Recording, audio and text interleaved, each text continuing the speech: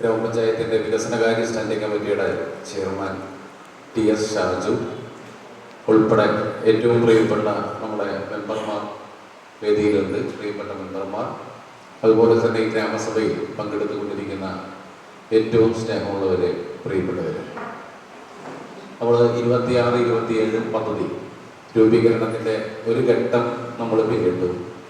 നമ്മുടെ ഗ്രാമപഞ്ചായത്തിലെ 16 ഗ്രാമസഭകളും നമ്മൾ വിളിച്ച് ചേർത്ത് അതെല്ലാം കഴിഞ്ഞതിന് ശേഷം മിനിഞ്ഞാന്നാണ് ഗ്രാമസഭകളൊക്കെ അവസാനിച്ചത്.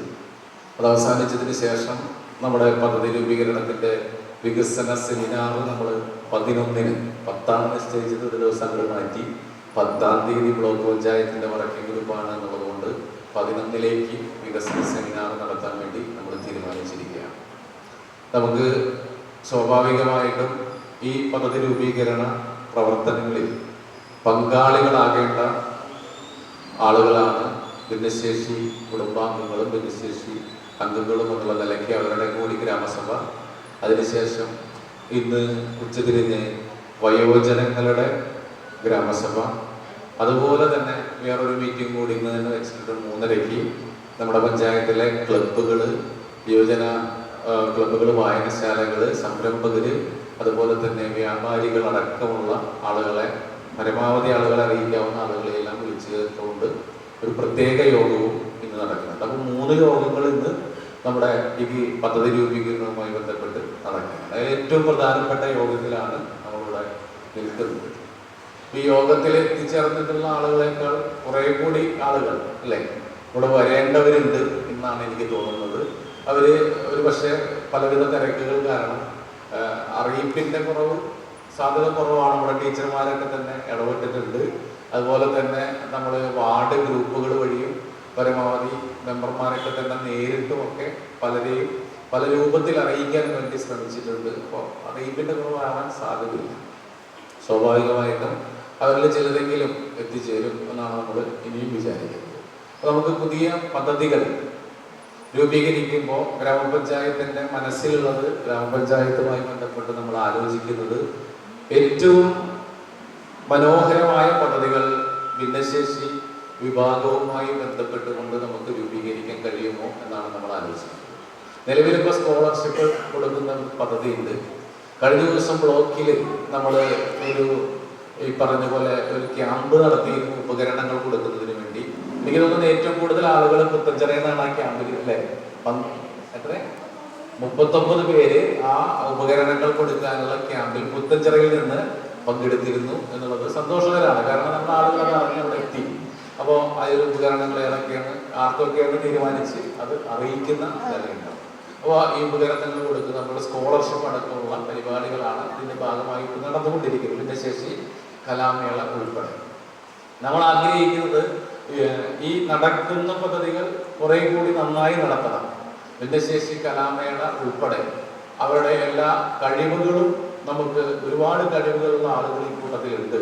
എന്തൊക്കെ കുറവുകൾ ഉണ്ടായാലും ഒരുപിടി കഴിവുകളുള്ള ആളുകളുണ്ട്. ആ കഴിവുകളുള്ള ആളുകൾക്ക് ആ കഴിവുകളെല്ലാം പ്രദർശിപ്പിക്കാനുള്ള, അവർക്ക് സന്തോഷം പകർന്നു കൊടുക്കാൻ കഴിയുന്ന ഒരു വേദി ഗ്രാമപഞ്ചായത്തിൽ മനോഹരമായ വിധത്തിൽ എങ്ങനെയാണോ നടക്കുന്നത് അതിൽ നിന്ന് കുറെ കൂടി മനോഹരമായ വിധത്തിലേക്ക് ഏറ്റെടുത്ത് നടപ്പിലാക്കണം എന്നാണ് നമ്മൾ ആഗ്രഹിക്കുന്നത്. അതിന് ആവശ്യമായിട്ടുള്ള ഒരു പദ്ധതി രൂപീകരണ പ്രക്രിയയുടെ ഭാഗമായിട്ട് നമ്മൾ അങ്ങനെ ഒരു ഫണ്ടെല്ലാം മാറ്റിവെക്കാൻ കഴിയുന്ന വിധത്തിലേക്ക് പരിപാടികൾ ആസൂത്രണം ചെയ്യുന്നുണ്ട്.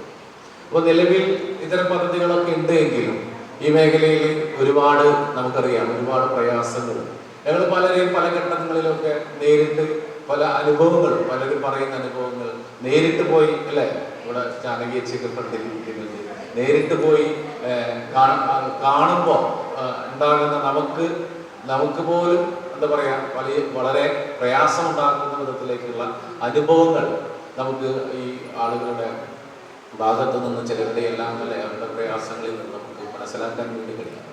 ഇതിനെയൊക്കെ എങ്ങനെയാണ് നമുക്ക് അഡ്രസ്സ് ചെയ്യാൻ പറ്റുക, എങ്ങനെയാണ് ഇതിനെ അഭിസംബോധന ചെയ്ത് ഈ പദ്ധതിയുടെ ഭാഗമായിട്ട് പോകാൻ പറ്റുക എന്നാണ് നമ്മൾ പ്രധാനമായിട്ടും ആഗ്രഹിക്കുന്നത്. വിവിധ പദ്ധതികൾ പഞ്ചായത്തിൽ നമ്മൾ ഈ 26-27 പദ്ധതിയുമായി ബന്ധപ്പെട്ട് ആസൂത്രണം ചെയ്യുന്നുണ്ട്. വയോജന സൗഹൃദമായിരിക്കണം നമ്മൾ, അതുപോലെ തന്നെ ഭിന്നശേഷി സൗഹൃദമായിരിക്കണം എന്നൊക്കെ പറയുമ്പോൾ തന്നെ മുഴുവൻ കാര്യങ്ങളും ഗ്രാമപഞ്ചായത്തിന് മാത്രമായിട്ട് മുഴുവൻ കാര്യങ്ങളും നമുക്ക് പറ്റില്ല. മറ്റു പലരുടെയും സഹായത്തെ ഉപയോഗപ്പെടുത്തി കൂടി, അല്ലെ, നമ്മളെ സഹായിക്കാൻ കഴിയുന്ന ഒരുപാട് ആളുകൾ നാട്ടിലുണ്ട്.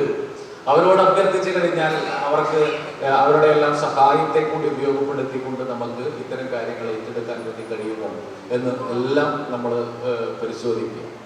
കുറെ അധികം മനുഷ്യരുണ്ട്. ഞാനത് നിങ്ങളുടെ മുന്നിൽ അതങ്ങനെ എന്താ പറയണമെന്ന് വിചാരിക്കുന്നു. ഒരുപാട് ആളുകൾ അത്രമേൽ പുറത്ത് അല്ലെ അങ്ങനെയൊന്നും പറയാതെ സ്വയം ഉള്ളിലൊതുക്കി പ്രയാസം അനുഭവിക്കുന്ന കുടുംബങ്ങളും അതുപോലെ തന്നെ വ്യക്തികളുമൊക്കെ ഇവിടെ ഇരിക്കുന്നവരിലുണ്ട്, പുറത്ത് ഉള്ളവരിലുണ്ട്. എല്ലാം നമ്മൾ ഗ്രാമപഞ്ചായത്ത് മനസ്സിലാക്കണം എന്ന് പറഞ്ഞതിനർത്ഥം ഈ മേഖലയ്ക്ക് അതിന് അർഹതപ്പെട്ട മുൻഗണന കൊടുത്തുകൊണ്ട് മുന്നോട്ട് പോകണമെന്നാണ് നമ്മൾ ആഗ്രഹിക്കുന്നത്.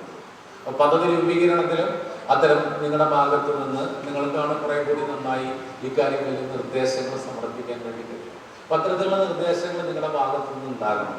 എന്താണ് നമുക്ക് ചെയ്യാൻ കഴിയുന്നത്? കേവലം ഒരു കേൾവി അല്ല, വെറുതെ ഒന്ന് കെട്ടുപോവുകയല്ല.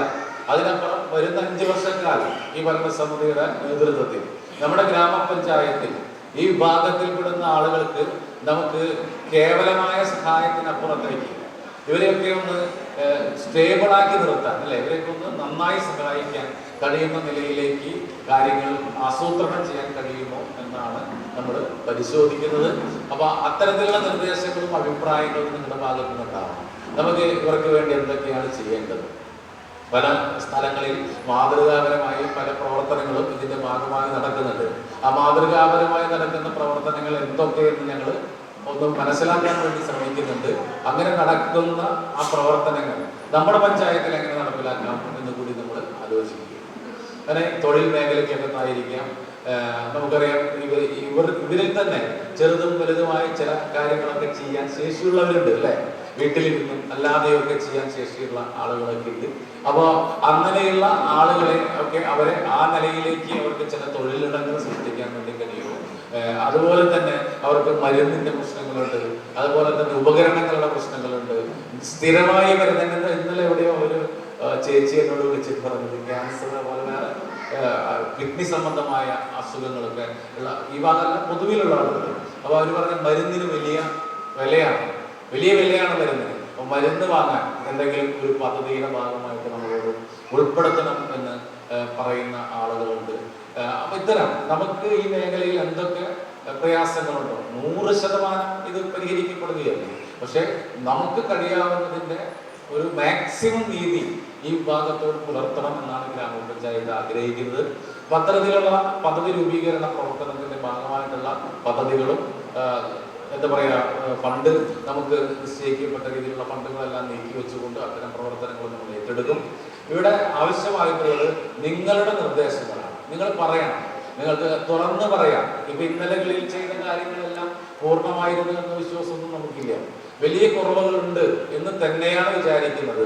ആ കുറവുകളെ പരിഹരിക്കാൻ ഞങ്ങൾക്ക് ഇന്ന പ്രശ്നങ്ങളുണ്ട്, ഞങ്ങളുടെ ജീവിതവുമായി ബന്ധപ്പെട്ട്, ദൈനംദിന ജീവിതവുമായി ബന്ധപ്പെട്ട്, ഞങ്ങളുടെ ചികിത്സയുമായി ബന്ധപ്പെട്ട്, അല്ലെങ്കിൽ ഞങ്ങളുടെ വിദ്യാഭ്യാസവുമായി ബന്ധപ്പെട്ട്, അല്ലെ, ഇത്തരത്തിലുള്ള നിരവധിയായ പ്രശ്നങ്ങൾ ഞങ്ങൾക്കുണ്ട് എന്ന് നിങ്ങൾക്ക് വളരെ ധൈര്യസമേതം നിങ്ങൾക്ക് തുറന്നു പറയാനുള്ള വേദിയാണിത്. നിങ്ങൾ പറയണം, അഭിപ്രായങ്ങൾ രേഖപ്പെടുത്തണം. രേഖപ്പെടുത്തുന്ന അഭിപ്രായങ്ങൾക്ക് അതിന്റെ എത്രയാണോ അതിന്റെ വില, കാതലായ വില കൽപ്പിച്ചുകൊണ്ട് ഗ്രാമപഞ്ചായത്ത് ആ പരിപാടികൾ ഏറ്റെടുക്കുമ്പോൾ ഇതിന് മുൻഗണന കൊടുക്കും എന്നാണ് എനിക്ക് ഏറ്റവും സ്നേഹപൂർവ്വം നിങ്ങളോട് സൂചിപ്പിക്കാനുള്ളത്. പെട്ടെന്നുണ്ടാകുന്ന ചില സാഹചര്യങ്ങളൊക്കെ ഉണ്ടല്ലേ, പെട്ടെന്ന് നമുക്ക് ഫേസ് ചെയ്യേണ്ടി വരുന്ന ചില സാഹചര്യങ്ങളൊക്കെ ഉണ്ട്. അപ്പൊ ആ സാഹചര്യങ്ങളിലൊക്കെ നിങ്ങൾക്ക് ഗ്രാമപഞ്ചായത്തിന്റെ സഹായം തരണം. ഗ്രാമപഞ്ചായത്തിന്റെ സഹായത്തോടു കൂടി നമുക്ക് പൊതുസമൂഹത്തിൽ നമ്മൾ നല്ലതുപോലെ ഉപയോഗിക്കാൻ വേണ്ടി കഴിയും, അല്ലെ. നമ്മുടെ നാടിനകത്ത് ഒരുപാട് ആളുകളുണ്ട് അങ്ങനെ സഹായങ്ങൾ ചെയ്യാൻ, നമ്മളെ സഹായിക്കാൻ, നമ്മളോട് അനുഭാവപൂർണ്ണമായ നിലപാട് സ്വീകരിക്കുന്ന ഒരുപാട് ആളുകളൊക്കെ ഉണ്ട്. അങ്ങനെ സർക്കാർ മാത്രമല്ല, സർക്കാരിന്റെ ഭാഗമായിട്ടുള്ള കാര്യങ്ങളൊക്കെ ഉണ്ട്. ഒപ്പം നമുക്ക് ഈ പൊതുസമൂഹത്തിന്റെ കൂടി സഹായത്തെ ഉപയോഗപ്പെടുത്തിക്കൊണ്ട് ഈ മേഖലയ്ക്ക് വിട്ടത് എങ്ങനെ ഏറ്റവും നന്നായി ഇടപെടാൻ കഴിയും എന്നാണ് നമ്മൾ ആലോചിക്കുന്നത്. അപ്പോൾ അതിനു വേണ്ടിയുള്ള എല്ലാ നിർദ്ദേശങ്ങളും പലരെയും എനിക്ക് നേരിട്ടറിയാവുന്ന കുറേ അധികം ആളുകളുണ്ട്, അല്ലാത്ത ആളുകളുണ്ട്. അപ്പോൾ നമ്മളെ സംബന്ധിച്ച് നമുക്ക് നമുക്കറിയാം എന്തൊക്കെയാണ് നമ്മുടെ പ്രശ്നങ്ങളെന്ന് നമുക്ക് കൃത്യമായിട്ട് അറിയാം. നിങ്ങളുടെ നിർദ്ദേശങ്ങളാണ് പ്രധാനമായിട്ടും വേണ്ടത്. നിങ്ങൾ സമർപ്പിക്കുന്ന നിർദ്ദേശങ്ങളെ സർവാത്മന ഈ ഗ്രാമസഭയിൽ സ്വാഗതം ചെയ്യുകയാണ്.